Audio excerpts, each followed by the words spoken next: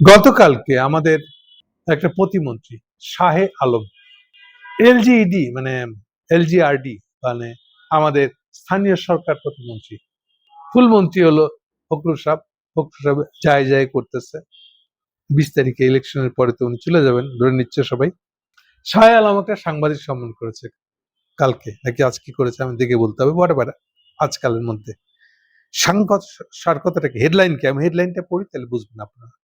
চলতি অর্থ বছরেই 5 স্তরে স্থানীয় সরকার নির্বাচন সম্পন্ন করা হবে, স্থানীয় সরকার প্রতিমন্ত্রী। এখন আসেন খবরটা একটু বোঝার চেষ্টা করি, খবরটা বলতে চাচ্ছে কি। প্রথম খবর হলো, খবর প্রথম শব্দগুলো হলো চলতি অর্থ বছর। অর্থ বছর মানে অর্থ বছর বুঝাটা পাঠকদের জন্য কোনো কঠিন কিছু না, একবার বুঝে নেন, বাকি সবসময় চলচলাইয়া বুঝবেন। অর্থ বছর মানে আমাদের এখানে বছর বলতে বোঝায় জানুয়ারিতে শুরু ডিসেম্বরে শেষ, এটা তো বছর। তাহলে অর্থ বছর মানে কি? অর্থ বছর মানে হলো যখন থেকে বাজেট চালু হয় প্রত্যেক বছরের আর যবে শেষ হয় এটাকে বলে অর্থ বছর। আমাদের অর্থ বছরটা জানুয়ারি টু ডিসেম্বর না, আমাদের অর্থ বছরটা হলো জুলাই মাসের 1 তারিখ থেকে শুরু হয় অর্থ বছর আর শেষ হয় পরের বছরের 30শে জুন। পরিষ্কার? তাহলে অর্থ বছর মানে হচ্ছে জুলাই টু জুন। এবার বোঝা গেছে? তাহলে চলতি অর্থ বছর আর অর্থ বছরের সাথে স্থানীয় সরকার নির্বাচন কবে হবে এটা সম্পর্কে কি সম্পর্ক? এই হচ্ছে রহস্য। কেন উনি অর্থ বছর দিয়ে কথা বলতে গেলেন? উনি তো স্থানীয় সরকার মন্ত্রী। এটা হচ্ছে মূল জায়গাটা। মূল কারণটা হলো এই যে বললে আবার এর ভিতরে এর সঙ্গে এই সম্পর্কটা দেখতে পেলে আপনারা আবার আটকে উঠবেন আপনারা। 12 ফেব্রুয়ারি নির্বাচন, আমি বারে বারে বলে আসতেছি, এটা একটা ইউনূস সাহেবের পরিচালনায় একটা সাজানো নির্বাচন হয়েছে। কাকে কয়টা সিট দেওয়া হবে, কোন আসনে কাকে জিতানো হবে তা পর্যন্ত ঠিক করা হয়েছে ইলেকশনের দিন রাত্রের বেলা। ভোট গণনা যেটাকে বলছেন আপনারা, এই ভোট গণনার নামে এগুলোই হয়েছে, লবিংটা চলছে এবং ভোরবেলায় রেজাল্ট ডিক্লেয়ার করছে। কাকে কয়টা সিট দিবে তা ঠিক করা হয়েছে। ফলে বুঝতেই পারছেন ইলেকশন, সত্যিকার ইলেকশন যাই হোক না কেন, সেটা যতই ফেয়ার হোক না কেন, এই রাত্রির বেলা এটা নিয়ে তারা ম্যানিপুলেট করছে এবং প্রত্যেকটা সেন্টারের কে কয়টা ভোট পাইছে বলে যে ফর্মাল আনুষ্ঠানিক একটা শিট, একটা কাগজের মধ্যে, 1 পৃষ্ঠার একটা কাগজের মধ্যে ওই সেন্টারের যে ইনচার্জ তাকে বলে দিতে হয় যে কে কয়টা আসন পাইছে, কয়টা ভোট পাইছে। ওই প্রত্যেকটা কাগজ ওভাররাইট করা, অর্থাৎ প্রথমবার নির্বাচন পরিচালক ওই সেন্টারে যা রেজাল্ট দিয়ে দিচ্ছে পরবর্তীকালে ওটা আবার ঘষা মাজা করা হয়েছে। এবং মজার কথা হলো ঘষা মাজা গুলো আইদার 500টা বাড়াই দেওয়া হয়েছে ভোট অথবা 1000টা বাড়াই দেওয়া হয়েছে। আচ্ছা, থক থক করে বাড়াইতেছেন কেন আর বাড়াইতেছেন কেন, এটা কেমন কথা? আপনি ভোট বেড়ে যাচ্ছে কেন? এগুলো হচ্ছে সেই চিহ্ন। সারা রাত ধরে এই ম্যানিপুলেশন হয়েছে। এমনও হয়েছে দলের বড় নেতা সেই পাশ করতে পারে নাই, না না ওনাকে পাশ করে দিতে হবে। এই যে এই সংখ্যা অগাল বাগল করিয়া তারে পাশ করে দেওয়া হয়েছে। কেউ কেউ ঢাকা শহর থেকে দাঁড়িয়েছে আনছিট, তার অপোজিটের লোক আরেক দলের সভাপতি, উনি তো পাশ করতে পারে নাই, না না না না ওনাকে পাশ করে দিতে হবে। আরে ভাই কত নিবেন? হ্যাঁ আমার ইলেকশনে মেলা খরচ হয়েছে। আচ্ছা কত খরচ হয়েছে বলেন? বললো যে আমার 5 কোটি টাকা খরচ হয়েছে। বলে ঠিক আছে আপনাকে আমি 15 কোটি টাকা দিচ্ছি, আপনি কিন্তু ফেল, ঠিক আছে? ঠিক আছে বাই। এইভাবে ওই রাতের বেলা এই পুরো রাত জুড়ে এগুলোই হয়েছে। এই হচ্ছে সাজানো নির্বাচন। আর এই সাজানো নির্বাচনের মেইন কারিগর কর্তাটা হলেন ইউনূস সাহেব, পরিচালক। এবং প্রত্যেকটা রাজনৈতিক দল যারা যারা সংসদে এখন আছে অথবা নাই, প্রত্যেকে এই ইউনূস সাহেবের চামচা হয়ে, ছা হয়ে, সন্তান হয়ে এই কাজটা করছে। এটা হলো 12 ফেব্রুয়ারি ইলেকশন। তো সেইটার সাথে এই যে স্থানীয় সরকার নির্বাচনের কি সম্পর্ক? স্ট্রেইট কাট বললে সম্পর্কটা হলো এই, এর ফলে হাসিনার 4টা ইলেকশন হয়েছে, এই প্রত্যেকটা ইলেকশন হচ্ছে সাজানো নির্বাচন। ওই যে দিনের ভোট রাতে কত কথা আমরা বানাইছি, এর ভিতর দিয়ে ইলেকশন গুলা হয়েছে। ফলে গত 16 বছরকে আরো বেশি বোধ হয়, মানে 111 সময় থেকে ধরলে তো আরো বেশি। ইলেকশন কমিশন জিনিসটা একটা একটা ফালতু, একটা খামোকা টাকা নষ্ট। আইনগত ভাবে দেখাই দেওয়া যে হাসিনার ক্ষমতাটা বৈধ, হাসিনাই জিতছে, এগুলো দেখার আয়োজক ছিল আসলে ইলেকশন কমিশনার। তাহলে এই যে ইউনূসের যে একই ইলেকশনটা করলেন তাতে কি হইলো? হাসিনার আমল শেষ, কিন্তু আমরা তো কোনো নির্বাচন ব্যবস্থাই খাড়া করতে পারলাম না। কেন? কারণ এখন তো ইউনূস সাহেব নাই, প্রধানমন্ত্রীর ক্ষমতায় তারেক রহমান। তারেক রহমানের সাথে তার সমস্ত বিরোধী দলের সংখ্যায় তারা কম হোক না কেন, তার 11টা দল। এখন এই যে স্থানীয় সরকার নির্বাচনটা হবে, কেউ কাউকে বিশ্বাস করবে? কেন তারা মনে করবে না যে আগেকার রেফারেন্স হাসিনার উত্তর আমলে, হাসিনার পতনের পরেকার আমলে বাংলাদেশে কোনো ফেয়ার নির্বাচন হয় নাই, এই নির্বাচন কমিশনার চোরাই নির্বাচন করে দিছে। তাহলে প্রত্যেকটা দল অপর দলকে অবিশ্বাস করবে। আপনি যে নির্বাচন কমিশনারকে ম্যানেজ করে আপনার সিটটা, আপনি যাকে জিতবে বলে চিন্তা করেন, মেয়রটাকে, তাকে জিতাই নিয়ে আসেন নাই, তার গ্যারান্টি কি? আপনার দলের লোকেরা যদি কাউন্সিলর হয়েছে, এটা আপনারা এই ম্যানিপুলেশনের জন্য। একই নির্বাচন কমিশনার, চিফ ইলেকশন কমিশনার, তাদের মাধ্যমে যে হয় নাই, তার গ্যারান্টি কি? ফলে কেউ কাউকে বিশ্বাস করবে না। এক কথায় বলতে গেলে হোল নির্বাচন ব্যবস্থাটা একটা ফালতু জিনিসে পরিণত হয়েছে। ন্যূনতম বিশ্বাসযোগ্যতা, দলগুলোই একে অপরকে বিরুদ্ধে, এটা নিয়ে আঙুল তুলবে। একটা দলেরও বিশ্বাস নেই। বিএনপির দিক থেকে যারা দাঁড়াইছে, তারা মনে করে দাঁড়াবে, তারা মনে করে আমরা তো ক্ষমতাসীন দল, আমাদের একটু বেশি ভাগ দিবে না, আমাদেরই তো, তুই ইলেকশনে দাঁড়ায় যা, জিতে যাবি। কেন দাঁড়ায় যাবে? না, আমরা ক্ষমতা আছি তো, আমরাই তো জিতবো। আর বিরোধীরা বলবো, ও আচ্ছা, তোমরা ক্ষমতা আছো, তাহলে সব জায়গায় তোমরা না জিতলেও জিতছে বলে মেনে নিতে হবে আমাকে। অথবা মনে করেন বিরোধী দল নিজেই জানে যে এই সেন্টারে সে জিততে পারবে না, তারপরেও সে বলবে নো, যেহেতু ইলেকশন কমিশনারটা ভুয়া, ফলে তারেক রহমান ভুয়া ইলেকশন করছে, মুখস্থ বলে যাবে। ফাইনালি কি হলো এটা?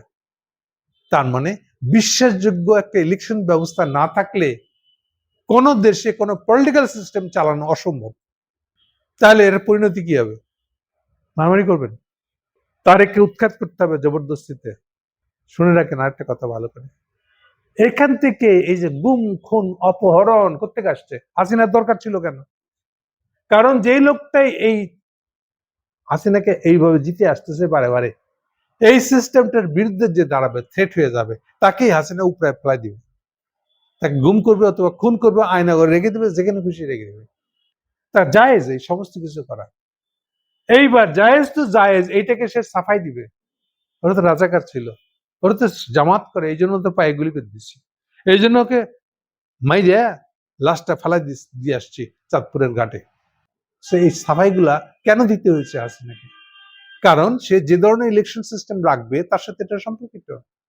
তাহলে যারা সকল বিপ্লব করতেছে, 24 সালে বিপ্লব মারানি যত আছে বাংলাদেশে এখন, তারা কিভাবে এই 12 ফেব্রুয়ারি ইলেকশনটা করতে যায়? উত্তর দেন। আপনারা বিপ্লব করছেন, ইউনূস আপনাদেরকে সার্টিফাই দিয়েছে মাস্টার মাইন্ড, তাহলে আপনারা এই আমি ইলেকশনে যান কি করে? আর এখন ইলেকশন করবেন কি করে? স্থানীয় সরকার ইলেকশনে পার্টিসিপেট করবেন না? হাসনাত আব্দুল্লাহ বলতেছে আমরা তো 6টা আসন পাইছি, আমরা আগামী ইলেকশনে 176টা পাবো। কোথেকে? এই চোরা ইলেকশন কমিশনারকে দিয়া? নাকি আপনারাও এটা ম্যানিপুলেট করবেন, আপনারা এটা ইউনূস হাজির করবেন? মানে কি এটা? কি ইলেকশন কমিশনার যা খুশি একটা রেখে দিলে, ইলেকশন করলে সব ঠিক হয়ে যাবো? মানে এটা কি চিন্তা করে বলতেছেন? ইলেকশন কমিশনার এই ইনস্টিটিউশনটা কেন ইম্পর্টেন্ট, এটা কি বুঝতে পারছেন? কোন বিতর্ক ছাড়া একটা ইলেকশন যাতে হয়, এটা কেন গুরুত্বপূর্ণ, এটা কি বুঝছেন? কাকে বিশ্বাস করাবেন আপনারা? আপনারা এটা বুঝেন নাই। বুঝলে তো এই কাজ করতেন না, বুঝলে 12 ফেব্রুয়ারি ইলেকশন করতেন না। আপনারা মনে করছিলেন যে এখন তো খেয়ালই, পরেরটা পরে দেখা যাবে। তার মানে ইলেকশন কমিশন এখন এই অবস্থায় চলে গেছে যে এই ইলেকশন কমিশনের পক্ষে আর কোনোদিন, আবার বলছি, আর কোনোদিন বিশ্বাসযোগ্য কোনো নির্বাচন করা সম্ভব হবে না। কেন? আপনারাই একটা দলকে বিশ্বাস করবেন না, জেনে অথবা না জেনে।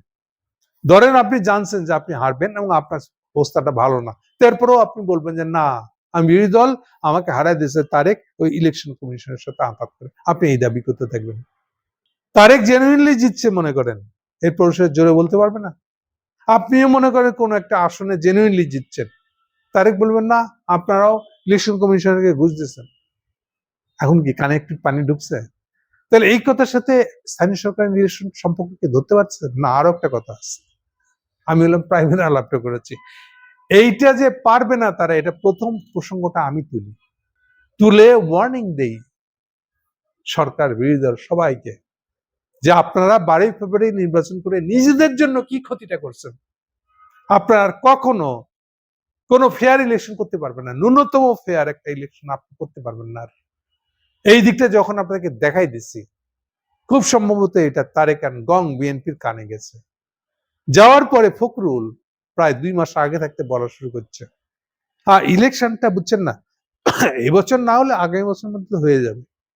দেখেন সরতেছে কেমনে, ও কিন্তু বুঝছে এই বছর তার ইলেকশন, এই বছর কেন ইলেকশনটা হচ্ছে না ইলেকশন কমিশনের আন্ডারে, তাহলে কি করা যায়? আচ্ছা ইমিডিয়েট তাহলে অন্তত এই যে আমরা বলে দিচ্ছি অক্টোবরের মধ্যে ইলেকশন হবে, এখন এটা থেকে সরবো কেমন? তাড়াতাড়ি তাড়াতাড়ি বয়ান বদলা।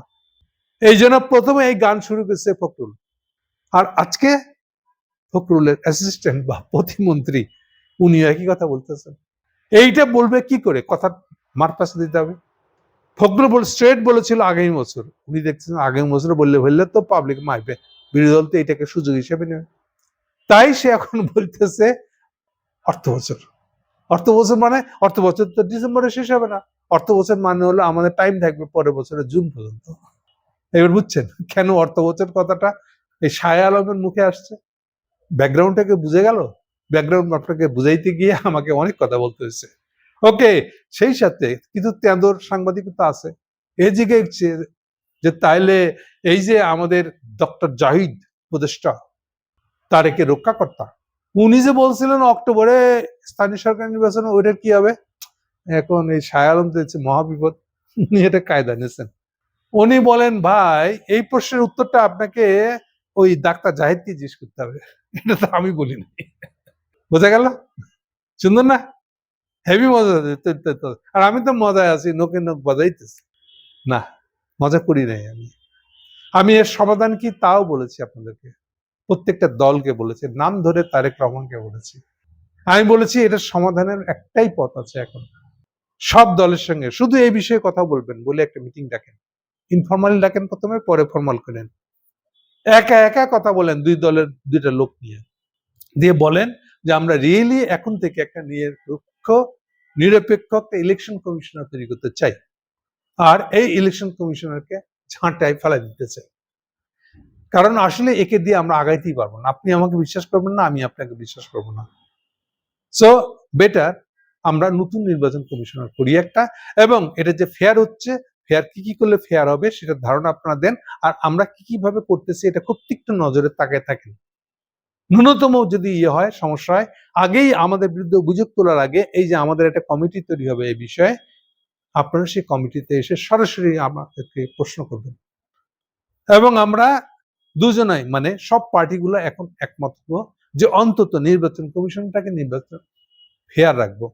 এইটাতে হস্তক্ষেপ করলে বিশ্বাসযোগ্য ইলেকশন হবে না। বিশ্বাসযোগ্য ইলেকশন শুধু বিশ্বাসযোগ্য ইলেকশনের প্রসঙ্গ না, আমরা কেউ কাউকে বিশ্বাস করি না জায়গায় গেলে পরে কোনো সরকারের টিকানো অসম্ভব। দেশে ক্রাইসিসের শেষ নেই, অর্থনৈতিক ক্রাইসিসের, এর ভিতরেও যদি এবার পলিটিক্যাল পার্টিগুলো মারামারি, একটা প্রধান ইস্যু হচ্ছে ইলেকশন কমিশনার ঠিক নেই, তাতে রাষ্ট্র টিকা নিয়ে কঠিন হয়ে যাবে। এই পরামর্শ তাদেরকে দিয়েছিলাম আমি। এখনকার কথা বলতে গিয়ে আমি আর একবার এটা মনে করাই দিলাম, এটার একমাত্র সলিউশন হচ্ছে এই ইলেকশন কমিশনের ঝাঁটায় বিদায় করেন। পারলে কেউ যদি অভিযোগ করতে পারেন সুনির্দিষ্ট যে এই টাকা অমুক সময় চাঁদা নেছে, চাঁদা নিয়ে যে দেখেন ওদের আয় বাড়ছে, অমুক জায়গায় ফ্ল্যাট কিনছে, ওরা যদি পারেন তাহলে দুদককে লেলাই দিয়ে এদের প্রত্যেকের নামে মামলা দেন। ফেয়ারনেস ছাড়া আপনারা কিছুতেই বাংলাদেশের ন্যূনতম একটা স্থিতিশীলতা, রাজনৈতিক স্থিতিশীলতা আনতে পারবেন না। তাহলে শাহ আলম যেটা করছে সেটা হলো আবার পাশ কাটিয়ে যাওয়া, আমি জুন পর্যন্ত টাইম পেয়ে গেলে তো হয়ে যাবে না, জুন পর্যন্ত টাইম পেলেও আপনার হবে না, মূল জায়গাটা তো আপনি হারাই ফেলাইছেন। আপনারা ফেয়ার নির্বাচন না করে এখান থেকে বাংলাদেশ এক কদম পায়ে বাড়াতে পারবে না, এই কথাটা যেন আপনাদের মনে থাকে। Thank you.